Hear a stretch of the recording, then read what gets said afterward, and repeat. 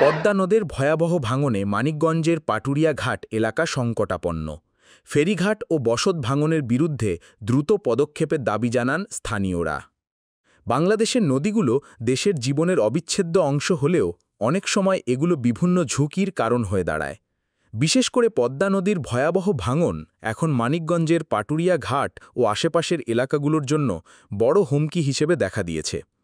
নদীর প্রবল স্রোত ও অব্যবস্থাপনার কারণে ফেরিঘাট, লঞ্চঘাট এবং আশপাশের বসতবাড়ি বিলীন হওয়ার পথে।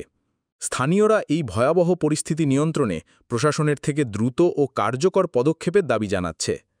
পদ্মার উত্তাল স্রোতের কারণে মানিকগঞ্জের পাটুরিয়া ঘাট এলাকা প্রতিদিনই ভাঙনের কবলে পড়ছে। নদীর তীরে অবস্থিত লঞ্চঘাটটি সম্পূর্ণ বিলীন হয়েছে এবং ৩টি ফেরিঘাটও দ্রুত বিলীন হওয়ার পথে।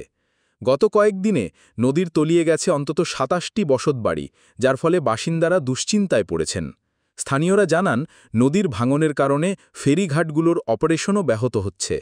তীব্র স্রোতের কারণে ফেরি চলাচলে বিপত্তি তৈরি হচ্ছে, যা দক্ষিণ পশ্চিমাঞ্চলের গুরুত্বপূর্ণ নৌরুটের যোগাযোগ ব্যবস্থা সংকটে ফেলছে। পাটুরিয়া ঘাটের ঘনবসতিপূর্ণ এলাকাগুলোতে বাড়িঘর বিলীন হওয়া ও ফেরিঘাট ভাঙনের পাশাপাশি স্থানীয়রা প্রশাসনের উদাসীনতায় ক্ষুব্ধ।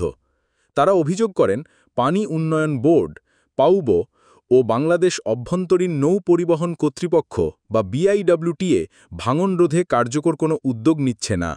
বিভিন্ন প্রতিবাদের মাধ্যমে এলাকাবাসী তাদের দাবি জানিয়েছে। তারা সড়ক অবরোধ করেছেন এবং বিক্ষোভ করছেন যাতে দ্রুত ভাঙন রোধে পদক্ষেপ নেওয়া হয়।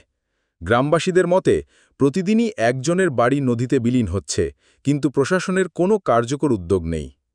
পানি উন্নয়ন বোর্ড ও BIWTA-এর মধ্যে ভাঙন রোধে দায়িত্ব ও কাজের বিতর্ক চলছে। পানি উন্নয়ন বোর্ড নদী শাসনের কাজ করে থাকলেও ঘাট ও ফেরিঘাট রক্ষার কাজ BIWTA-এর দায়িত্ব। এই দ্বন্দ্বের কারণে দ্রুত ও সমন্বিত পদক্ষেপ গ্রহণে বাধা সৃষ্টি হচ্ছে।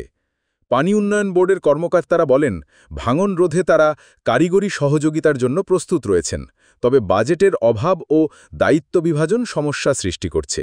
এর ফলে ভাঙন প্রতিরোধে যেসব উদ্যোগ নেওয়া দরকার তা কার্যকরভাবে নেওয়া সম্ভব হচ্ছে না। ভাঙনের কারণে নদীর তলিয়ে যাচ্ছে ঘাট, ফেরিঘাট ও আশেপাশের বসতি। এতে শুধু স্থানীয় মানুষের বসবাসই নষ্ট হচ্ছে না, বরং দক্ষিণ পশ্চিমাঞ্চলের গুরুত্বপূর্ণ নৌ যোগাযোগ ব্যবস্থা ব্যাপকভাবে বিঘ্নিত হচ্ছে। ফেরিঘাট বন্ধ হলে নদীপথে যাত্রী ও পণ্যবহন ব্যাহত হবে, যা অর্থনৈতিক ও সামাজিক জীবনে নেতিবাচক প্রভাব ফেলবে। এছাড়া নদীর তীরে বসবাসরত জনগণের জীবনযাত্রার নিরাপত্তা বিপন্ন হচ্ছে।